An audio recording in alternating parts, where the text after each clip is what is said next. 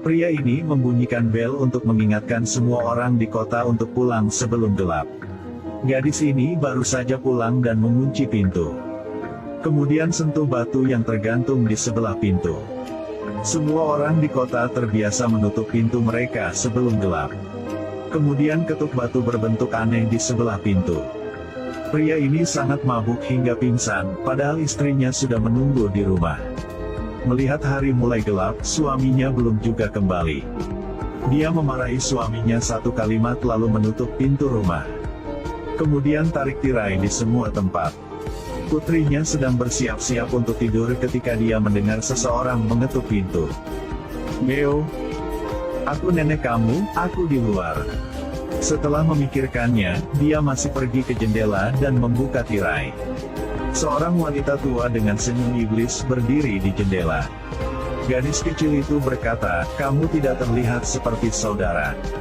Pada titik ini, ibunya masuk ke kamar dan berkata, "Ini bukan kerabat." Wanita tua itu berkata dia sangat kesepian, jadi dia bisa membiarkannya di kamar. Wanita itu berteriak, "Jangan buka pintunya." Tapi sudah terlambat, wanita tua itu segera mengungkapkan wujud aslinya. Keesokan paginya ketika dia sampai di rumah, pria itu melihat tetangganya berdiri di pintu. Kapten naik untuk memberinya tamparan. Kapten berteriak, "Kenapa punya anak kecil kau tidak perbaiki jendela?"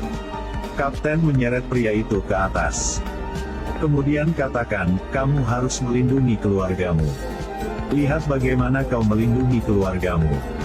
Melihat istri dan anak-anaknya dalam kesulitan di tanah." Pria itu berteriak menyesal. Kapten mengertakkan gigi dan menyuruh bawahannya untuk mengunci pria itu.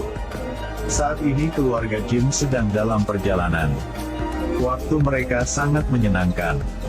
Tiba-tiba, Jim melihat ada cabang pohon yang menghalangi jalannya. Pada saat yang sama, ada banyak burung gagak di sekitar. Mereka merasa aneh, jadi mereka segera kembali ke mobil dan mencari jalan lain. Keluarga ini berkendara ke kota kecil. Mereka melihat bahwa semua mobil di sini memiliki ban yang bocor. Mereka membawa keraguan secara bertahap ke depan. Sekelompok orang berbalik untuk melihat mereka pada saat yang sama. Seluruh keluarga melihat perilaku orang-orang yang sangat aneh. Jim mengumpulkan keberanian untuk keluar dari mobil dan bertanya kepada orang banyak. Tapi tidak ada yang memperhatikannya. Hanya kapten yang memperhatikannya. Jim bertanya, "Jalan mana yang harus saya lalui untuk sampai ke jalan raya?" Kapten bertanya lagi, "Apakah kamu pergi dengan keluargamu?" Jim menjawab, "Ya." Kapten membeku selama beberapa detik. Kemudian beritahu mereka, "Teruslah bergerak maju." Jim berterima kasih padanya dan pergi. Kapten memandang mereka dengan mata aneh. Keluarga Jim segera pergi. Tetapi mereka menemukan bahwa mereka baru saja melewati tempat ini.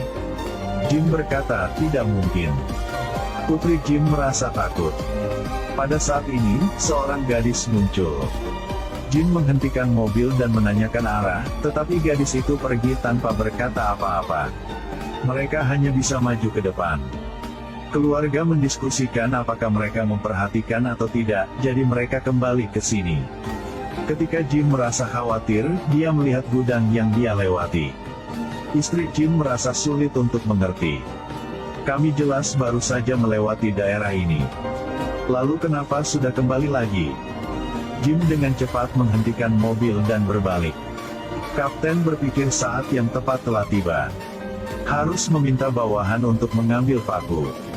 Mereka dengan cepat membentangkan karpet paku di jalan utama. Begitu keluarga Jim kembali, mereka harus melewati dasar kuku. Gambar yang sangat akrab. Melihat cara kerja mereka, tentu ini bukan yang pertama kali. Keluarga Jim sedang dalam perjalanan tadi. Sebuah mobil muncul di depan. Istri Jim ingin mendekati mobil untuk menanyakan situasinya, tetapi mobil lain tiba-tiba melaju kencang. Jim hanya bisa mengubah arah mobil. Mereka akhirnya mengalami kecelakaan tepat di sisi jalan. Jim tertimpa cabang pohon. Istrinya juga dalam keadaan koma. Gadis itu hanya bisa bergerak sedikit. Tapi anak terluka parah. Jim yang kebingungan ingin segera meninggalkan posisinya tetapi tidak bisa. Mobil menabrak pohon. Jim juga terjebak di dalam mobil karena itu. Seorang pengemudi di mobil lain keluar dari mobil dan muntah di tanah. Dia berlari mencari polisi ketika dia bertemu kapten yang memasang perangkap paku di tanah. Mendengar ada kecelakaan mobil, kapten dengan cepat berlari untuk melihat situasi. Karena hanya 2 jam sampai hari mulai gelap, sopir dibawa ke ruang medis terdekat. Setelah memeriksa luka-luka pengemudi, dokter segera menyerahkannya kepada suster. Kemudian pergi ke lokasi kecelakaan dengan polisi. Setelah mereka pergi, seorang gadis datang untuk menjaga pengemudi. Dia bahkan kasih air minum. Sopir mengatakan bahwa kecelakaan sebelumnya disebabkan oleh saya yang terlalu panik. Gadis yang menghibur dia mengatakan itu bukan kesalahan pengemudi. Dia kemudian meletakkan pisau di leher pengemudi dan memberinya 1 pukulan. Kapten tiba di tempat kejadian terlebih dahulu. Dia menemukan seorang pria dengan semangat panik berdiri di samping mobil. Orang itu memuji kapten tampan. Kapten memborgol pria itu dan menyuruhnya menunggu bantuan. Kemudian ke mobil yang macet untuk mengecek status keluarga Jim. Dia tertimpa dahan pohon. Dan istri Jim dalam keadaan koma. Tidak ada yang salah dengan gadis itu. Hanya putranya yang terluka parah. Penyelamatan juga telah tiba saat ini. Dokter segera datang untuk memeriksa pria yang diborgol itu. Dia tidak apa-apa. Pria itu menemui dokter dan berkata dokter sangat cantik. Saat ini, polisi menyuruh dokter untuk pergi dan melihat situasi keluarga Jim. Mereka mengeluarkan keluarga Jim dari mobil terlebih dahulu. Seluruh keluarga baik-baik saja. Dokter berkata, ini akan memakan waktu setidaknya 1 jam untuk mengobati luka anak itu. Tapi itu hanya 40 menit sampai gelap. Sang kapten tak berdaya, hanya bisa memutuskan untuk bermalam di dalam mobil. Karena dia ada membawa batu. Polisi melaju cepat untuk membawa keluarga Jim kembali ke kota. Tapi paku yang mereka pasang pada jebakan barusan menyebabkan ban meledak. Sekarang sudah mulai gelap. Dia menyuruh istri dan putrinya Jim untuk bergegas kembali ke kota. Pada titik ini, kapten sudah menggantung batu di mobil. Jim tidak mengerti mengapa kapten melakukan itu. Kapten segera menjelaskan bahwa itu aman. Jim mulai panik. Kemudian terdengar suara keras.